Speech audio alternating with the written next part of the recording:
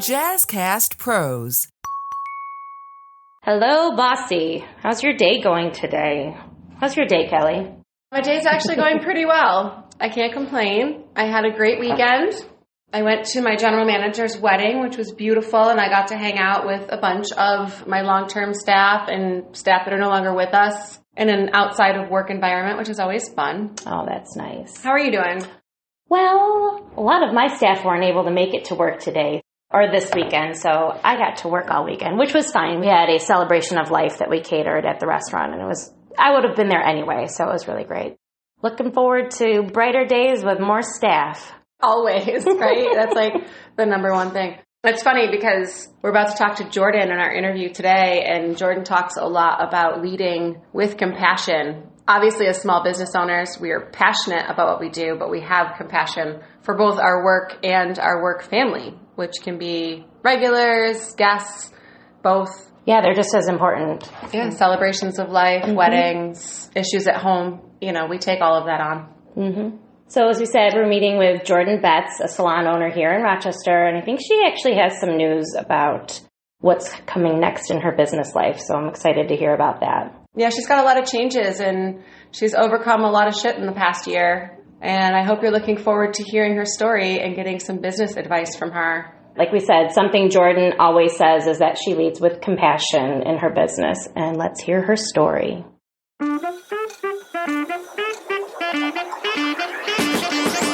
Hey ladies, do you own your own business or are you considering starting your own? Are you craving connection and are ready to feel seen? It's time to get real about what it takes to make it as a woman business owner. My name is Kelly Bush. And I'm Kelly Metras. And we're the hosts of Getting Real with Bossy, the podcast that unites and educates women business owners through real, raw, and honest conversations. This episode of Getting Real with Bossy is brought to you by MoFill Services. MoFill is a full-service mobile filtration provider and product distributor for food and beverage producers. As the first mobile cross-flow outfit in the Finger Lakes region, MoFill strives to bring a close-knit, personalized feel to the filtration process and is focused on making services accessible, affordable, and caters to each individual customer's needs. Reach out for more information at mofillservices.com. MOFIL services.com.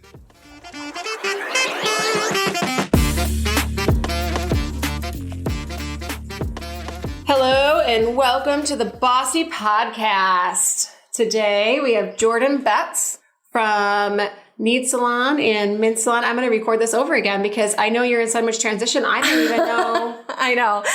My eyeball just went like this. I'm like, how am I going to introduce myself? Or maybe we should keep this just as part of the... You can actually keep this. This is fine. I think it's a perfect segue and opening to what's actually going to happen in the conversation today. Okay. I think this is an important one. I'm going to go ahead and introduce myself for you, Kelly. My name is Jordan Betts. I consider sometimes actually changing it to Jordan Saar because I'm doing such a huge transition, but I'm going to keep Betts. Just to preface, I'm Kelly Metras, and we have Jordan, and then also in the room we have Erica Sorbello and Asa Schutz, so you may hear their voices chime in. All right, so I guess we'll start with, why did you decide to own your own business, start your own business, specifically own a salon?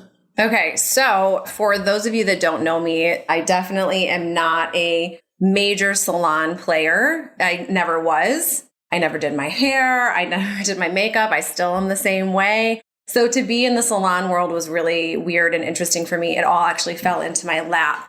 But the whole point of becoming a business owner was because I needed to be able to be free as a single mom. Okay. So at that point, I did not really know much about business ownership or what it was going to look like or what was involved. I'm a high school graduate. That's all I have. All of the education that I have has been self-taught, self-learned, self-researched, or through conversations with mentors and things like that. So starting a business was solely so that I could care for my daughter in the way that she needed to, because I couldn't have a job that someone told me I had to be there at a certain point. And in our industry, we're working late nights and weekends. And as a single mom, I have daycare until 6 o'clock. And that was it. And so I knew I had to be able to make my own schedule in that sense. Daycare is huge, especially for people in non-traditional work environments. So hopefully we'll talk more about that on a separate podcast. So what did you do for childcare if you were in this business and only had daycare Monday through Friday, 9 to 6? Because I was a business owner, my daughter hung out with me a lot. She was with me all the time. And I had to open my own space because I knew at that point, like, when she was sick, having to call a boss was terrifying because I had multiple times been yelled at for my daughter being sick, working at different companies. Specifically remember this one time I was working for a photography company and my daughter projectile threw up on the back of my head on my car drive up to work. And I called him and said, my daughter is sick. And he told me that I better figure something out. So I called the girl that had just walked out of that company a few days prior and asked her if she could take my sick child. Hey, did you find another job yet? Yeah, basically. And she said, yeah, bring her over. So she took care of her. But I had throw up in my hair. And I had throw up on my clothes. I can smell it. Yes. Right? That's a mom thing, right? Like it just gets stuck in your nose forever. Yeah. I remember walking into my job and being like, F this. Like, are you kidding me? And so when I became a business owner, there were all of these little things that I remembered from having past bosses. And I basically learned how not to be a business owner. And that's how I learned how to become a business owner. That's fair. Was based off of if someone calls me because their kid is sick, I don't even need you to give me an explanation. You're an adult. You just need to say, hey, this isn't going to happen today. And I have no right to say yes or no. That is not my life. I don't believe in giving you permission to take off time for something that you want to do. I don't believe in, it should not be my responsibility. And it should not be my job to say yes or no, this is not important to you. And so those little things, I think, are what inspired me mainly to become a business owner because I knew that something had to change, especially for women like me. Yeah. And in the salon world, my understanding, and correct me if I'm wrong, is that your stylists are creating their own schedules and handling their own clients. Is that how it works? No, not necessarily. Actually, there's multiple ways of running a salon. I've always ran my salon as an employee-based salon. And that was so that I could protect my environment and make sure that we had a safe space for people. And that is why I've always had employees. There are different situations where you have independent stylists, and those are the ones that are kind of more independent in terms of their clients and their schedules like that. But however, we've always been super flexible with that. Again, huge pivot. If we're talking about my past before, they were always employees that had the flexibility and the freedom to do what they had to do in their life. And then when you show up to your job, I have 2 rules. You show up on time and you do everything you do with integrity. And that's it. Other than that, just be you because that's who you need to be. Yeah. And that's what people are coming to see. Right. Exactly. So where was your first salon? My first salon was on the 2nd floor in a barbershop that smelled like cigars and card games because that's what happened downstairs below me. So I call that my dorm room because I covered everything up, right? It was like you had to make it look pretty and you're like, I can't afford to do anything, so I'm going to make it look good. Yeah. And then the second one I called my starter home. And then my third location, which I'm at now, I call my forever home. But now it's not my forever home anymore. I don't know what it is. So I haven't figured that out yet. So what would you call your forever home now? Okay, so my forever home now is me. And I think that's a really important thing. And that's kind of where, beautiful segue, by the way. Thank you. I think that's actually where I wanted this conversation to go, was that I am my forever home now. And I think it's really important for our business owners to be able to take a step back and revisit what it is that why you wanted to start your business. And it's not why do you want to start your business in the first place? Oh, I want to start my business because I want to be able to take care of my kid. No. Like, what is it actually further into that? Why did I start my business? I started my business to create a space that allowed people to be, to allow them to survive, to allow them to thrive, to allow them to feel safe, to allow them, like, this space. This is what I created. And it wasn't a space just for clients to feel that way. It was a space for employees to feel that way. It was a space for me to feel that way. But what I realized is I put so much effort and so much empathy towards other people that I forgot to make sure that I was safe. And I think that's something that we need to remember back. Why did we start our business? We started our business to provide a space for ourselves to be able to thrive within our truth. And I think we forget to actually live in our truth and work in our truth and do our truth and who we are, because we're so hung up on the have tos and the shoulds that we have in business. We start a business and we are gung-ho and we're so excited we're doing this because I'm going to do X, Y, and Z with this world and I'm going to make a difference and I'm going to do this and blah, blah, blah, blah. And it's just like you get so caught up in the have-tos and the shoulds that you think you're supposed to do that you get scared, and eventually you get scared to the point of saying no, setting boundaries, because you've been told for so many years that you just can't.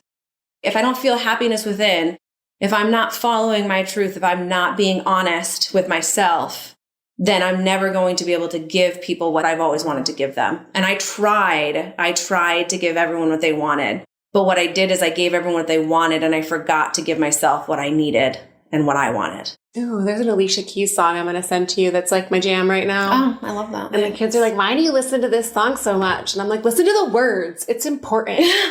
But she talks about being the person other people want, and then they fall in love with that person and not you. It's suffocating. Yeah. It's completely suffocating. And we don't realize that it's suffocating. And then all of a sudden we take a step back and we take the time to breathe and we take the time to look at things. It's suffocating. And I think that a lot of times as business owners, we get to this point where we are just go, go, go, go, go, go, go, that all of a sudden we crash and we're like, what the freak happened? And it was because we haven't taken that time.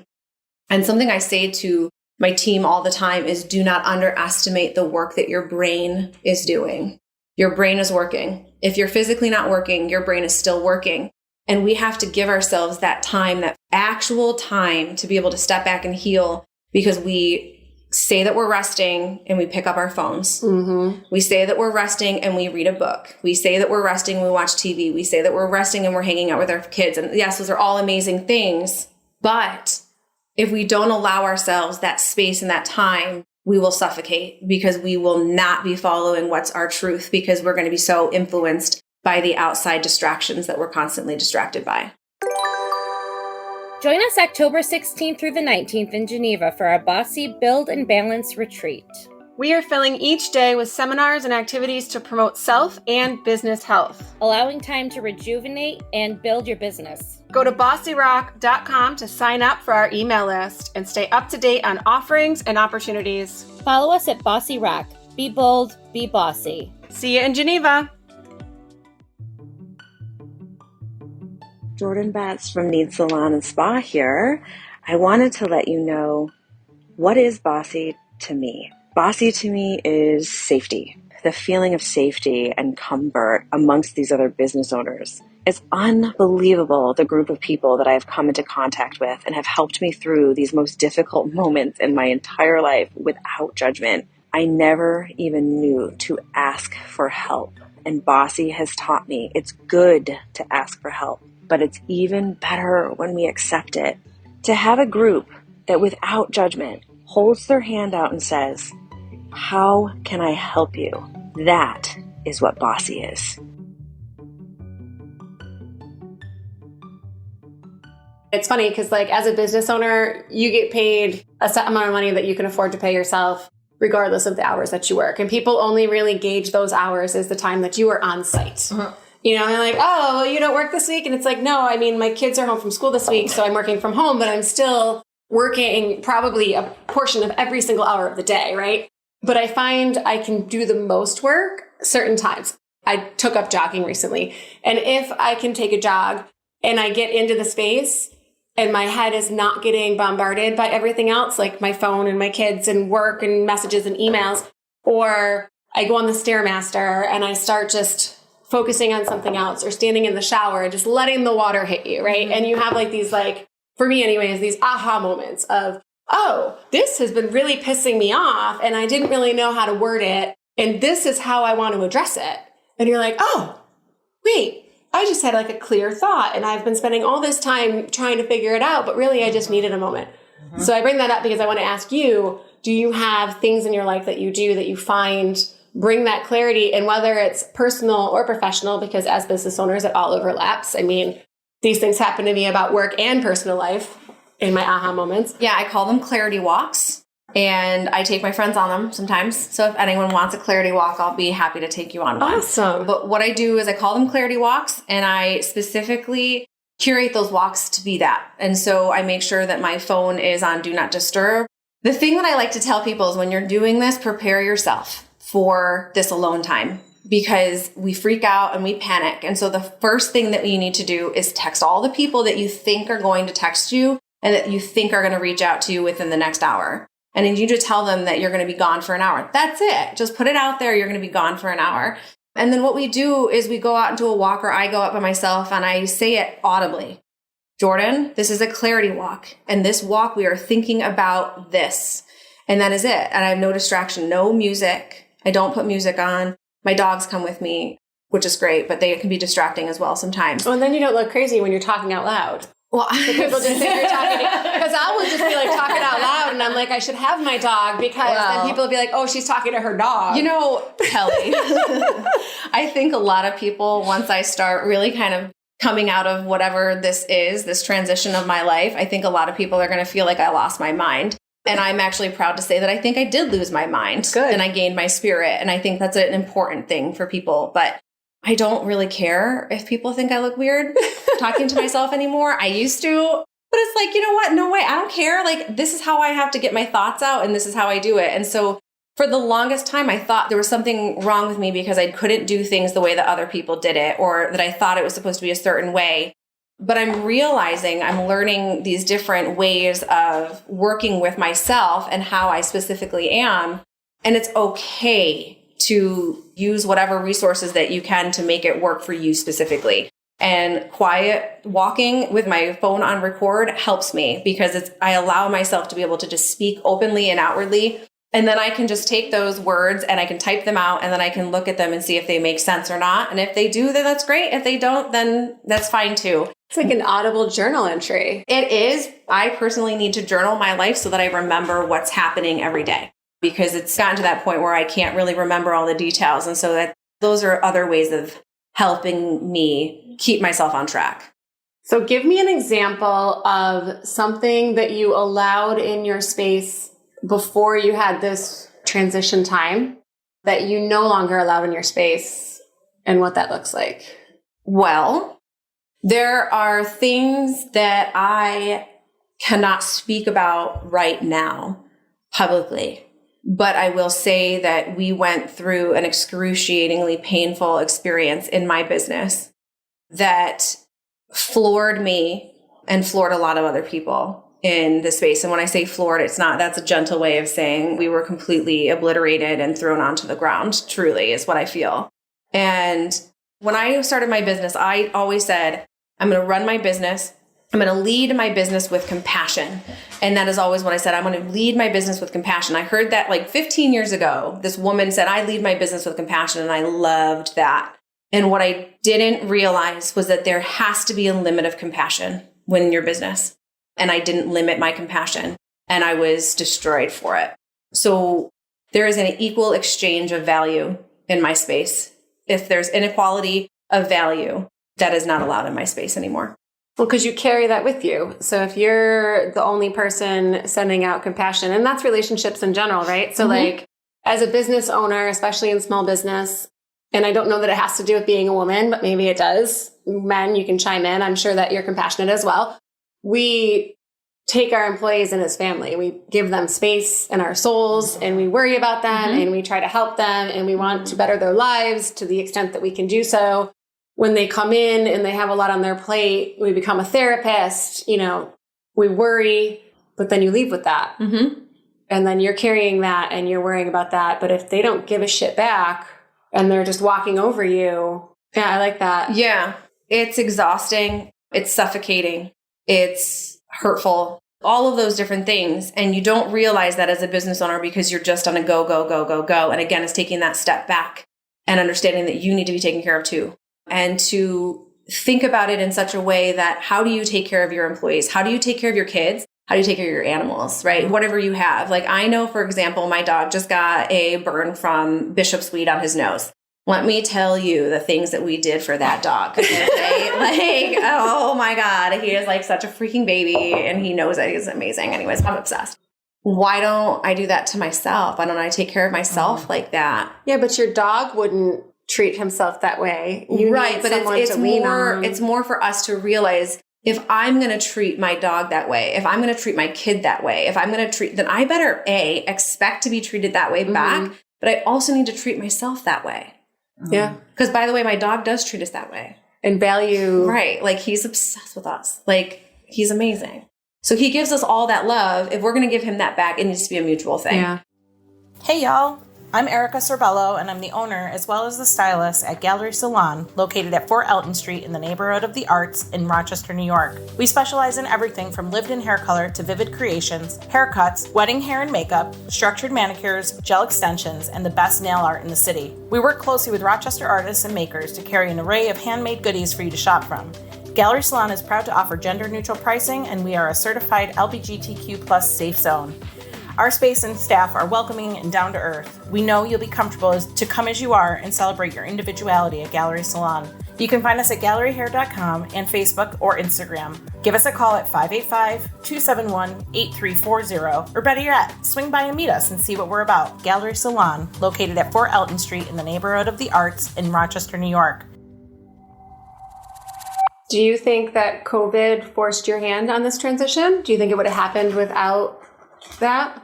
It's actually not COVID that did it. But anyways, I am going through a huge transition. I've been a salon owner for the past 12 years and have recently decided to step away from the salon ownership side of this industry and focus on the education aspect. So with that said, I'm still taking my clients, the people, my educators that are working with us are still taking our clients. We're just shifting the whole concept into being more education focused, which is where we've always been anyway. I love it. But I will say that it took me until this moment in my time where I've spent the past 6 months with a lot of personal work, a lot of boundary setting, a lot of different things, a lot of alone time, a lot of quiet time. People that knew me prior to this have known me as a very outgoing, loud person. I'm a very quiet and reserved person now. And it's interesting to see the difference between. And I think it has a lot to do with the fact that I'm unapologetically choosing to be the real me. I don't believe that COVID necessarily was the thing. COVID was a slap in my face because I have always worked multiple jobs. So I was a 12-year-old. Oh, actually, I got my first job before that, actually. I mean, I was making money when I was in single digits. Oh, I can make some. Yeah. Right? Yeah, I was doing some stuff. Always making money. It's fun for me. It was always fun. But when COVID happened, I went from having a schedule, working all the time, to having like nothing. And everyone praised me for how well I did. And I made it through. And I think it's so important to talk about because I did great financially. That's it. And that's what people see. As a business owner, as a leader, as a boss, no one takes a step back and asks how you're doing and asks how you're actually doing. No one cares about it. No, they don't. And even your people that work with you, they don't get it in that realm. And that's not their job to get it. And it's not their job to understand. The respect should be there. But other than that, COVID made me realize I had no idea how not to be a workaholic. And so I call myself a recovering workaholic. I'm in recovery right now. And it's really, really hard. Because I'll go into moments where I can go back in. All of a sudden, I'm working 12 hours on my computer and I didn't even breathe. And it's like, see, those are the tendencies that I had that got me into this mess in the first place, is not taking that step and being okay with myself. COVID, I realized it took everything away from me that I knew and that I was comfortable with. So COVID took away my schedule. I'm an ADHD survivor. Oh God. I didn't realize it. I didn't realize how bad it was until I lost my schedule. And so I didn't realize until recently that the past 2 years has been a mess because I didn't have what I was used to. And I had to learn all these new coping things. What made me pivot was this last blast of employees where I have worked for 12 years giving everything I possibly could to everybody, anything I possibly could. And I did an incredible job. And people will praise me for everything I've done in Rochester. And I love that. Sure, that's great. I did an incredible job. I'm amazing at what I do. I know I'm amazing at what I do. But it wasn't until this last bout of realizing, you know what, actually, I'm kind of sick and tired of being told that no matter how much I give and no matter how much I do, I will never be good enough and I will always be wrong. Yep. There were a lot of straws that broke my back in the last little bits. You know, one of them that hit me the most was I had an employee that I was losing money on every single week, like hundreds of dollars every week. And I spoke with them and said, you know, gave multiple coaching opportunities for over a year trying to get this person to bring in more of a clientele to be able to be more sustainable. And I chose not to fire people or get rid of people because I had the money and the resources and the clientele. And that was a mistake on my end, letting them giving them that. But I let this person, after a whole year, I gave this person 6 weeks to find another space to work with support, with help, and a continued paycheck for 6 weeks, even though I knew I was losing another $1,200, $1,500. And this person decided to leave and tell everyone how horrible I was. And so at that point, being like, you know, I just gave you 6 weeks fully paid to help you find something to make you for sure you found a safe space. And now you're telling everybody how horrible I was.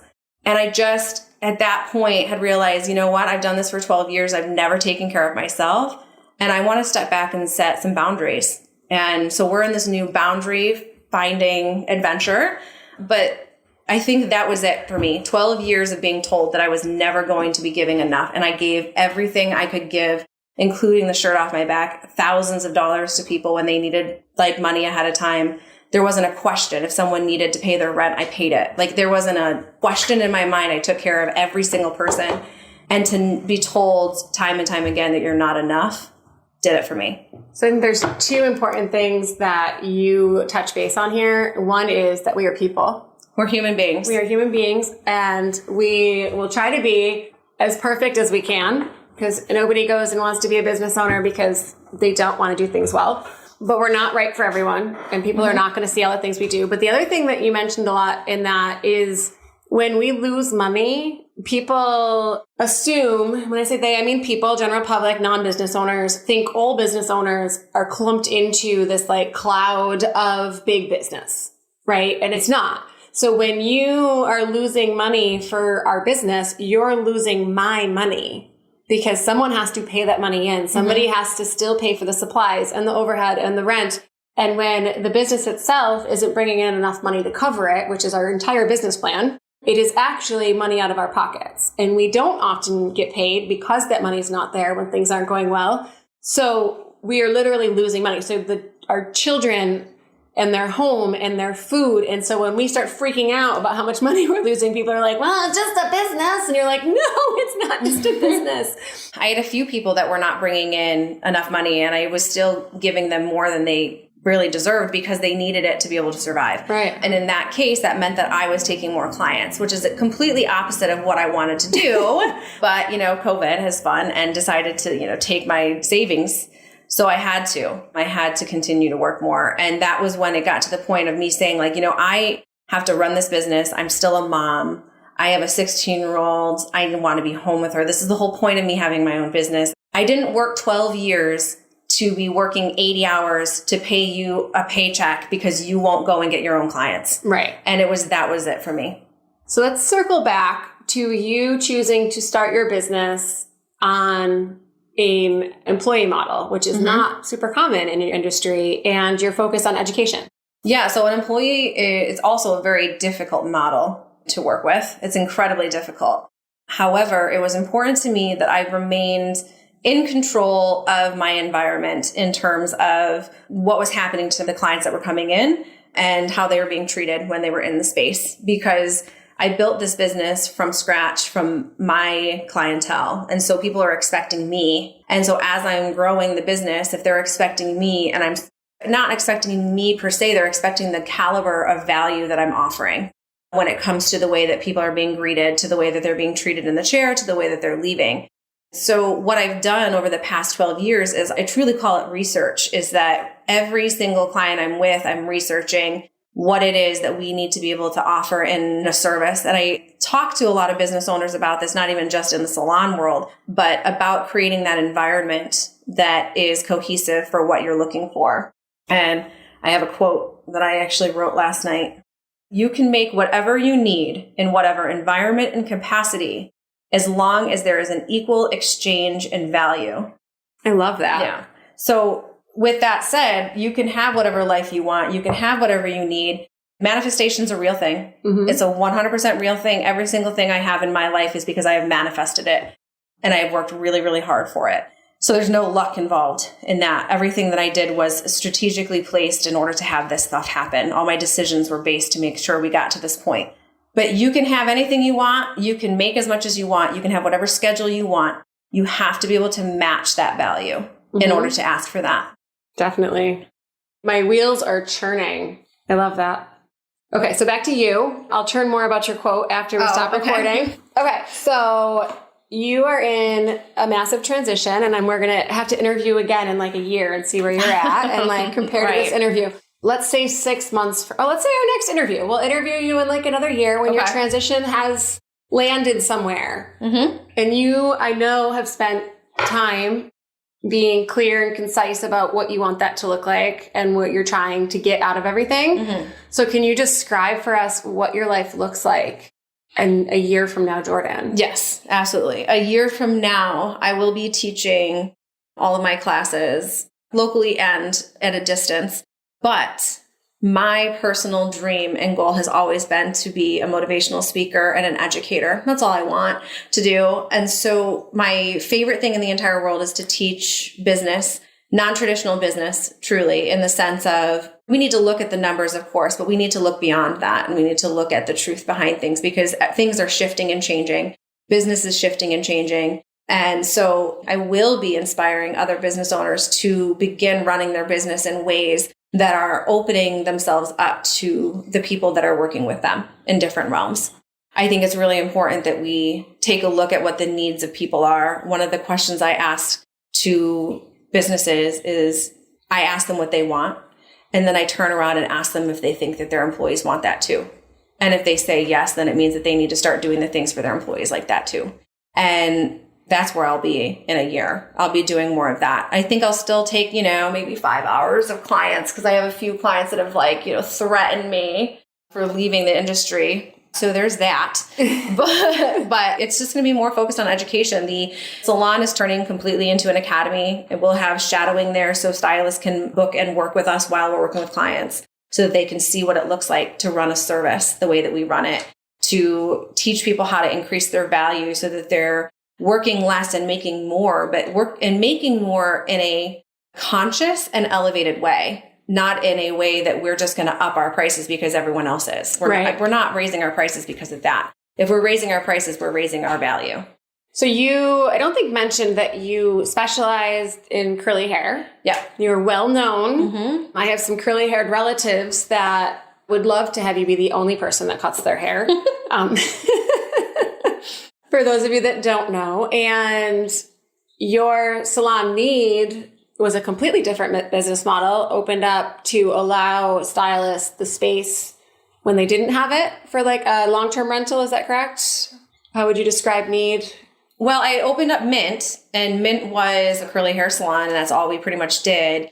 And we truly believe in accessibility and inclusion, and we felt that being a curly only salon was pretty exclusive. Yeah. And even though we wanted to make sure we created a safe space for people with curly hair to feel that they were going to be heard and seen because they're not in their spaces, in their salons, I wanted to make sure we had that. And that's great. But then when we looked at the big picture, we're like, wait, this is not very inclusive, because I would have my straight hair clients calling me saying, am I still allowed to come? And I was like, first of all, it's about time you feel uncomfortable walking into a salon, okay? So the rest of the curlies now are laughing at you for feeling uncomfortable. You're welcome. But for two, that doesn't stand well with me. And so when we did Need, we wanted to open up the space. The reason why we changed the name was because Mint was known for curly hair, and we knew that it wouldn't be able to get away from that. Okay. So we changed the name so that we could get more of a open kind of environment where people felt safe to be themselves. And the play off of the word need was, what do you need? What is it that I can help you with? What does our city need? Our city needs a supportive place that is going to fight against all of the terrible things downtown, because we're downtown. And so that was one of the other things, is that we wanted to make sure that if we were going into downtown and we were doing our thing, that we were going to be loud about it. And we were going to be loud and unapologetic about the things that we stood up for and believe in. And inclusivity was one of them. And so we had to start letting straight hair people come into our salon.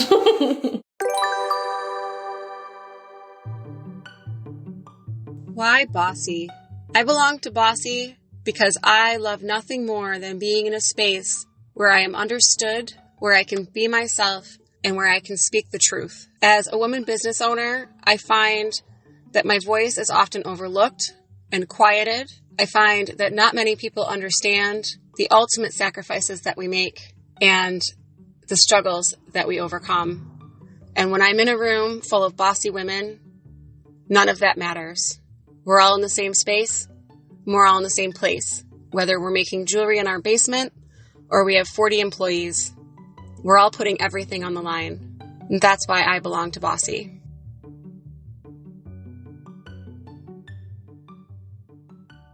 So I feel like me and you and I, Grammar, have a lot in common in the work we've done for the community and trying to make our spaces a great space to go and trying to workaholic our ways into way too much time and energy into other projects to reach and help and improve.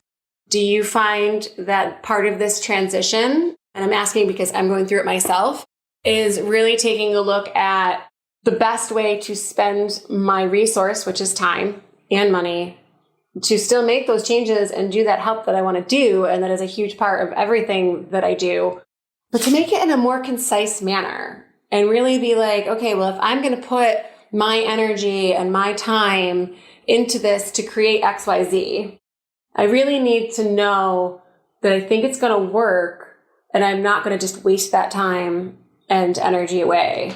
Well, I'm a firm believer in if you have something that you're going to be working on right now, and if you create a picture in your head and you actually visualize that multiple times and you start to believe that it's going to happen, it will happen. So it doesn't matter how much time you put into it because it will happen. Okay. So I believe in that 100%. It's making sure that you're clear on what it is that you're asking for it to actually work out. I think that's where there's that, like, manifestation really works, but you can really mess up by forgetting to include important things. Or being impatient. Yes, because everything takes time. Creation takes time. And, our words and our intentions and our thoughts matter so much that if you think about it, right, if you can put it out there and you can say, I'm doing this, this, and this, if you put that out there, it's going to happen. We know it will, because you're going to start to open yourself up to new opportunities. But at the same time, if you're sitting there saying it could do, or it could be this, you're actually putting energy into the negative and allowing those negative things to start popping through and showing up. So I think for that is be very, very clear as to what it is that you want to do, why you want to do it, and the purpose and those things. And then that way you can be very clear about it. But my biggest piece of advice is, this is something I'm learning how to be and learning how not to do. I want to do a bazillion things all at once because I know I can, and I've done it, and I'm really good at it. But do you really want to do it? I don't.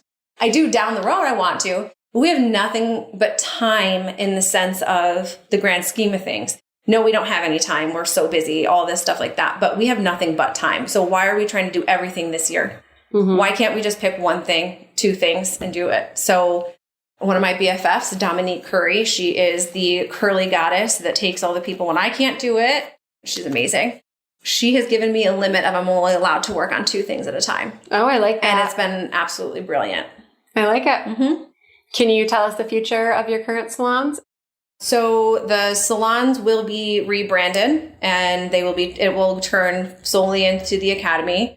And we're working with a marketing company right now, Design 29, and they're going to help us redo everything the way that we want to. But the academy is going to be focused on philosophy and the energy exchange between people and metaphysics and all of that fun stuff. So we have about a year to our official launch. Okay. Well, that is ridiculously exciting. Yeah.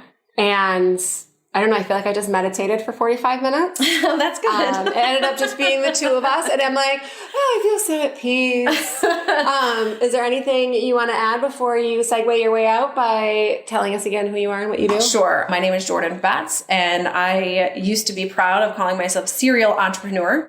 and I am no longer a serial entrepreneur. I am a advocate for choosing yourself. And that's where I am right now. And wherever that ends up being, if I end up being a stylist, an educator, or a Reiki healer, because I am a Reiki master. Oh, I didn't know that. I'm a Reiki master. I also read auras.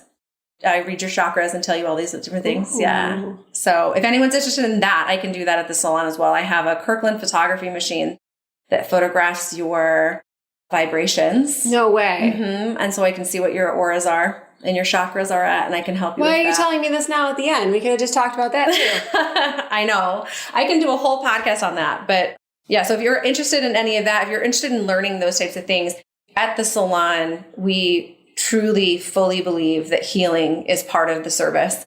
And if you're going to come and be with us, you're going to be in a healing environment. And if you're going to be with us for an hour, you might as well be able to leave there feeling refreshed and calm.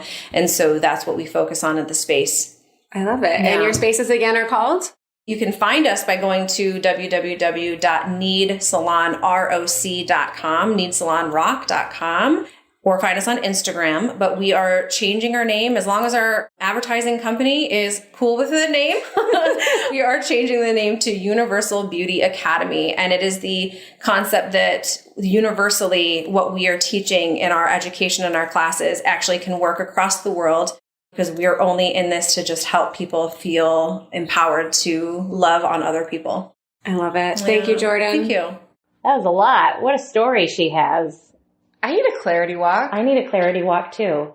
I'm not worried about people thinking I'm crazy anyway. So I just sit and talk to myself all day. You know, that was one of the things I missed about taking a mask off, is that I could talk to myself and no one noticed, because I do it all the time. Yeah, I love the idea of clarity walk, giving yourself some time, and that she talks so much about that idea about leading with compassion, but setting limits and not getting taken advantage of. And that's where you find the equal exchange of value. Make that into a t-shirt. I think that's the next t-shirt. Also, I love her talking about being specific and strategic about where to put your time and energy. And I know that's something you and I talk about a lot, and it comes up at almost every Bossy meeting. Like, how can we best put our time out there and what's the return? I can't wait to see how she transitions to the Universal Beauty Academy and where she's at a year from now. I'm looking forward to our next interview with her in a year. Thank you for hanging out with us today. Be bold, be brave, be the boss.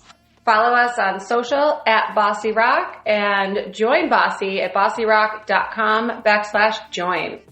Well, tune in next time for Getting Real with Bossy. We are excited to share another story with you, and we hope you like it. This podcast has been brought to you by Gallery Salon, where beauty and art collide. You can find out more at galleryhair.com.